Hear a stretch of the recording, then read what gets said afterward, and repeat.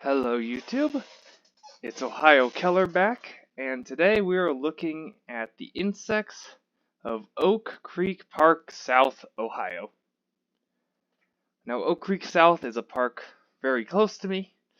It's an interesting little park, but it holds a surprising amount of biodiversity there, with their nice native gardens. Oh, come on, stupid thing. So here's the park. Here's the street on this side. There's a creek running on this edge of it that goes out and through the park and elsewhere. I think actually down that way. And there's some skate rink there of some sort. There's some baseball fields for whatever they use those for. I'm never around during that time. And then there's these nice green spots of meadow. And when I went, there was a bunch of nice flowers and a lot of neat insects that I'm going to show you, including a special sighting of one. So first we have the ants, bees, wasps, and sawflies. The very common eastern carpenter bee, feeding on a nice flower, which is most likely, oh boy, what is the name? Probably a prairie dock. Those are common there. Or a cup plant. This is most likely a cup plant flower, because there was a lot of those there. Then here's a common eastern bumblebee on some sort of vine, maybe wild potato vine. Then here's a western honeybee feeding on a lot of, what is it called? Snake root of some sort. And then there's a little fly that I did not see literally till now down there. And then we have two different small carpenter bees on different flowers. Could be two different species, but you'd have to take them as specimens to really tell. And I'm not going to do that in that park. They need as many bees as they could get. And then here's one of the longhorned bees. Couldn't get a good photo because of the wind. But this individual's older. You could see the broken edges of the wings. And there was a few of those flying around. Really windy that day, so it was hard to get photos. Here's a furrow bee of some sort. Here's a metric paper wasp feeding on goldenrod. And then here's a northern paper wasp feeding on that white snake root. Or that snake root of some sort, not white snake root. And then here's a Mexican grass-carrying wasp. Couldn't get too good of photos.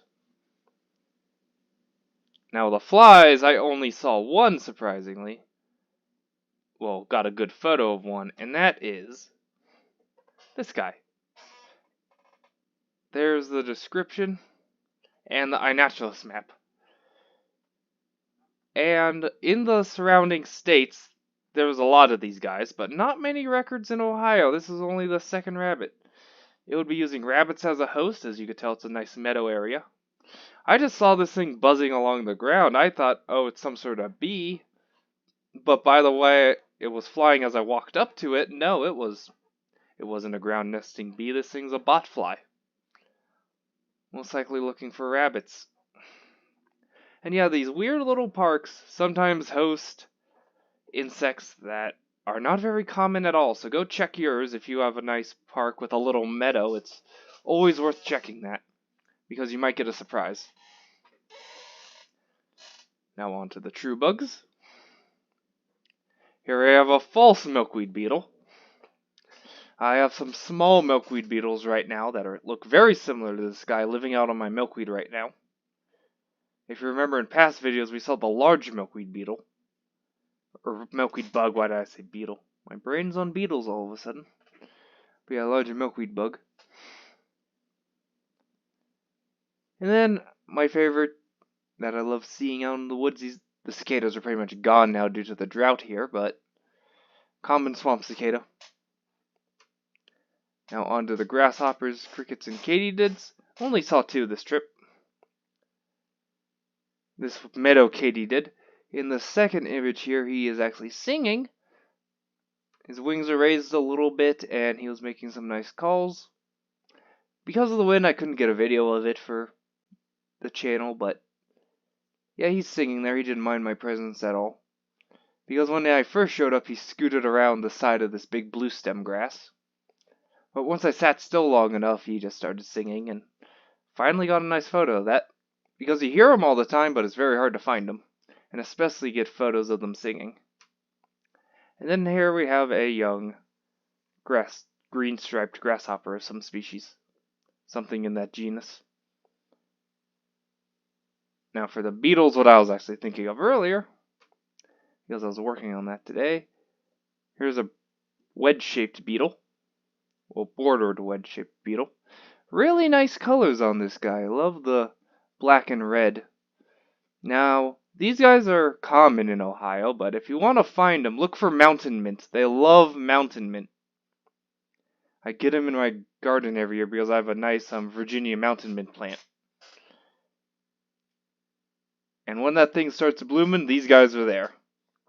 And they're almost always. This guy was on a teasel plant, which is invasive and definitely not wanted around here. Sadly, the park's full of invasives. And here we have a goldenrod soldier beetle on teasel here and on Queen's Anne's lace, another invasive plant.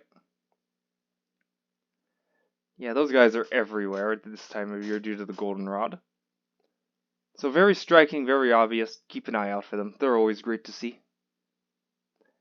Now for the usual dragonflies and damselflies.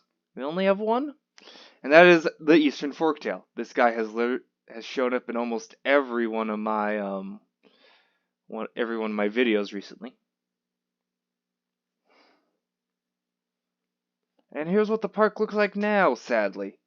They came through with their lawnmowers and chopped the entire meadow down. You can see the pockets of where the meadow used to be.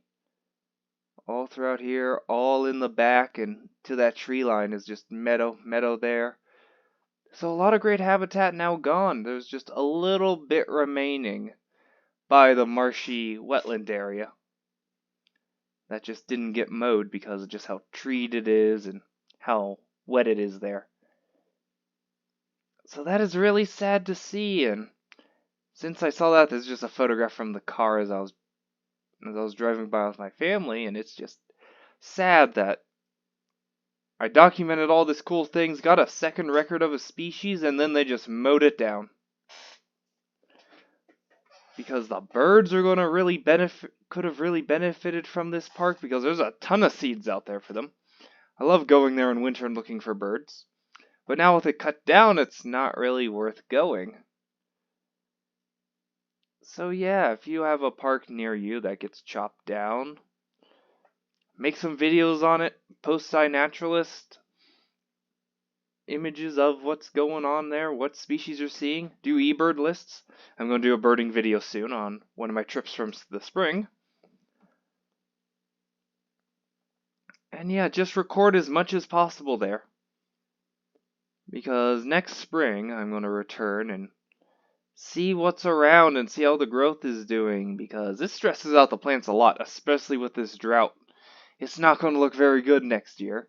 And what's going to be there might be a bunch of invasives that have been taking over. And we don't want that. We want nice natives that support our native ecosystem.